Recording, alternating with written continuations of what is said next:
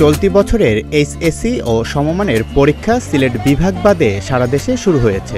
রোববার সকাল 10টায় পরীক্ষা শুরু হয় আর শেষ হয় বেলা 1টায়। পরীক্ষার প্রথম দিনে সাধারণ শিক্ষা বোর্ডে বাংলা প্রথম পত্র, মাদ্রাসা বোর্ডের অধীনে আলিম পরীক্ষায় কোরআন মাজিদ এবং কারিগরি বোর্ডের অধীনে এইচএসসির বাংলা দ্বিতীয় পরীক্ষা অনুষ্ঠিত হয়। আশা ছিল সেই অনুযায়ী পরীক্ষা দিতে পেরেছি, খুব খুশি। মানে প্রশ্নর মান অনেক ভালো ছিল, নৈবেত্তিক মোটামুটি অনেক ভালো হয়েছে এবং লিখতে সৃজনশীল অনেক ভালো লিখেছি। আশা করি শুধু আমি না, আমার যত বন্ধুবান্ধব আছে আশেপাশে, মানে পরীক্ষার হল থেকে বের হওয়ার পর তাদের সাথে যেভাবে কথা হয়েছে, তাদের মুখে যেটা বুঝতে পেরেছি, তাদের পরীক্ষা অনেক ভালো হয়েছে। পরীক্ষা দিয়ে বের হয়েছে, ভালো লাগছে, কারণ যখনই ছেলে হাসি মুখে বের হয়ে গেছে তখন তো মায়ের মন খুশি হয়ে গেছি। তবে বৃষ্টির কারণে বেশ দুর্ভোগ পোহাতে হয়েছে পরীক্ষার্থীদের।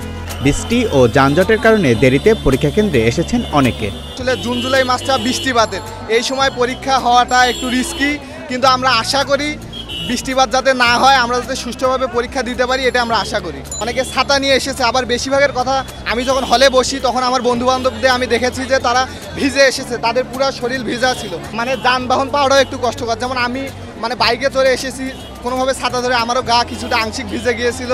এটা আমাদের এই বাস্তবতাটা আমাদের জন্য একটু কষ্টকর। বৃষ্টির কারণে অনেক সমস্যা হচ্ছে, যেহেতু ঢাকায় প্রতিকূল অবস্থা। আজকে সকাল থেকে আমি 8টার দিকে বের হয়েছিলাম, বৃষ্টিতে ভিজে এসেছি, কিন্তু ভালোভাবে আর কি পরীক্ষার কেন্দ্রে আসতে পারছি। যখন আমরা ঢুকতেছিলাম এত বৃষ্টি ছিল, এত ক্রাইসিস গেছে, 2বার রিক্সা থেকে নেমে রিক্সা চেঞ্জ করে তারপরে আসতে হয়েছে, তখন খুব টেনশন গেছে। ওভাবে তো অ্যারেঞ্জ করে আসি নাই, বাচ্চাগুলো অনেক ভিজে গেছে, প্রত্যেকটা বাচ্চা ভিজে গেছে, সব ভিজে গেছে। এখন আল্লাহ জানে ভিজে কি অবস্থা, কারণ এমন বৃষ্টি যখনই পরীক্ষা শুরু হওয়ার ঢোকার মধ্যে প্রচন্ড বৃষ্টি হচ্ছিল, প্রচন্ড। আমরা অনেক দূর থেকে আসছি, কিন্তু সকালে আসার পথে দেখলাম বৃষ্টি, প্রাকৃতিক দুর্যোগ, অন্যদিকে অনেক জ্যাম, রাস্তা জ্যাম, এই জন্য আমাদের আসতে অনেক কষ্ট হয়েছে এবং ছেলেরা সবাই ভিজে আসছে। হ্যাঁ, এই জন্য কাউকে দূর দেওয়া যায় না, যদি প্রাকৃতিক দুর্যোগ আর জ্যামের জন্য কর্তৃপক্ষ যাতে সুদৃষ্টি নেয়, সেই জন্য আমি উদাত্ত আহ্বান জানাচ্ছি। অনেকে আসতে লেট হয়েছে, এমনকি আমারও নির্দিষ্ট সময় আসতে পারিনি। হ্যাঁ, নির্দিষ্ট সময় আসার অনেক পরে আমি এখানে এসেছি।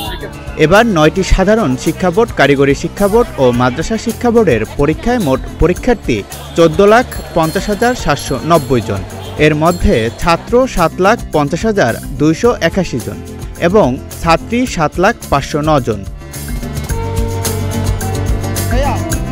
এসব পরীক্ষার্থী 9,463টি প্রতিষ্ঠান থেকে 2,725টি কেন্দ্রে পরীক্ষায় অংশ নিচ্ছেন।